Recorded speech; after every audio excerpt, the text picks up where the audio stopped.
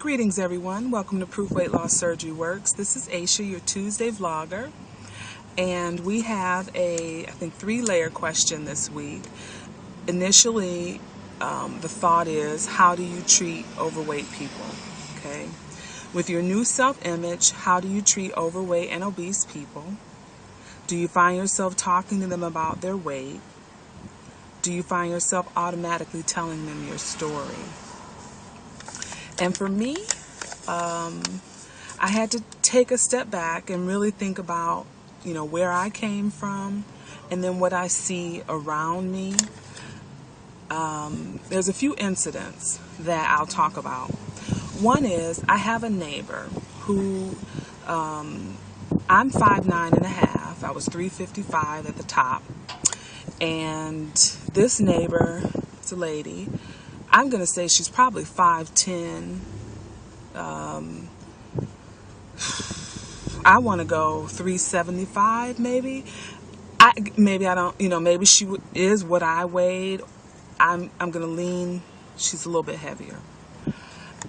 And when I see her come home in the evening, driving an SUV, which I drive an SUV, and I see her with the paper bag with grease on it, I look and I recall that was me. I used to come home from work. I work from home now, but I used to come home from work, and before coming home from work, surely there was a stop at a drive-thru. And back then I ate French fries and anything else I wanted, except I didn't eat hamburgers. I don't eat beef. But the greasy bag, the 40-ounce Diet Coke or 50-ounce, whatever that they give in the biggest cup you can get. And then surely I had a bag with something sweet in it. And when I see her, my heart goes into such a place of gratefulness. And the gratefulness is, I was there. I knew that lifestyle, but for the grace of God, I got out of it. I didn't always have the wherewithal to choose weight loss surgery. Initially, 2008, there was an opportunity for me to have weight loss surgery. And based on some circumstances, I had an accident and I couldn't complete the program. But even then, my heart wasn't in it. I wasn't ready to stop eating up everything. And then by 2009 into 2010, I had the wherewithal to say, I really need some help and I want to be free. And so when I see obese people like my neighbor, my heart just wants to reach to the person and say, I was there. There's a way out, but I don't. And specifically with my neighbor, I have never. She watched me lose weight because we've been neighbors for 4 years. Whether she would ever acknowledge that, she's never said a word to me about, wow, how did you lose the weight? None of that. But when I see her, I look her in her eyes and I say hello. I remember being obese and people would look away. Maybe they just were ashamed and didn't want to look at me.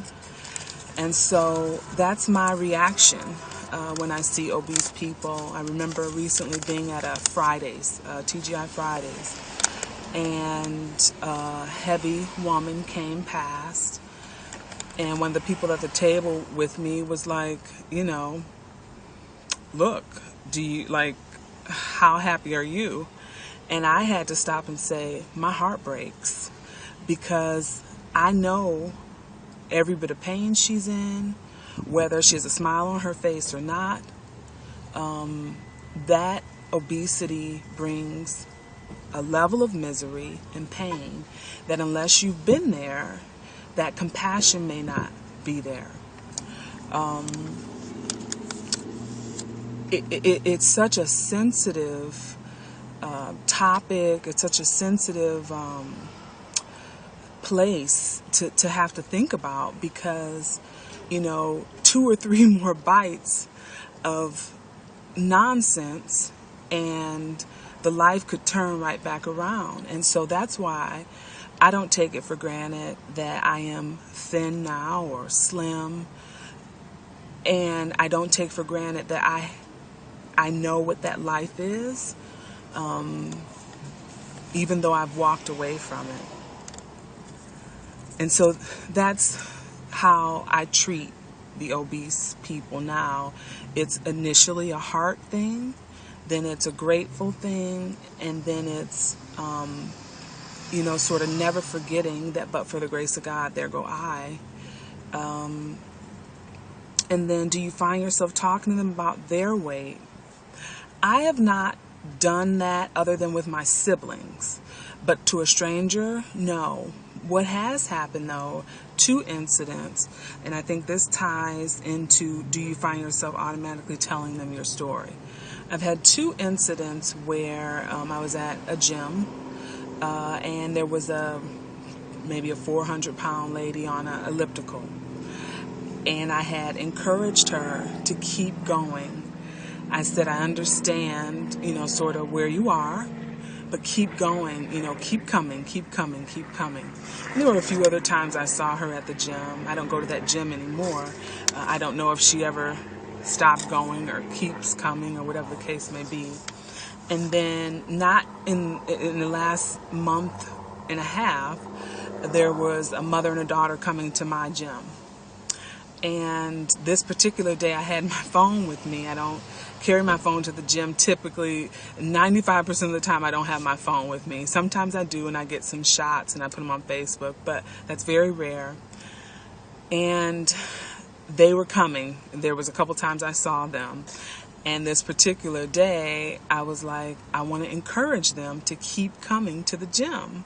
So I told them my story. And I showed them some pictures that I had in the phone, and they were just, overwhelmed and all of that. But the point of me stopping to say that was to encourage them to keep coming to the gym. So I don't automatically tell people my story, and nor do I just sort of automatically talk to people about their weight. I want to sometimes, depending upon the circumstance, but I think about me in obesity and how would I have wanted someone to approach me. I don't know, I don't know how I would have wanted someone to approach me. Very individual thing, very sensitive thing, because most of us who were obese knew we were obese and knew we needed to change something. And it took these measures of surgery to get it done. So I'm going to leave the question answered to this degree. Hopefully you can sort of hear my heart and understand where I'm coming from. And this is Aisha with Proof Weight Loss Surgery Works. You guys have a great rest of the day. Bye-bye.